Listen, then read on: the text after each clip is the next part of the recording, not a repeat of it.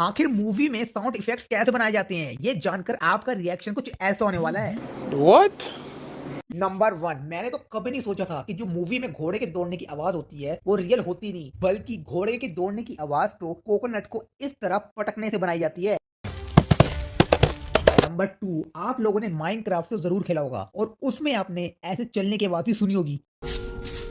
पर आपको पता है कि ऐसे चलने की जो आवाज है वो कुछ इस तरीके से बनाई जाती है।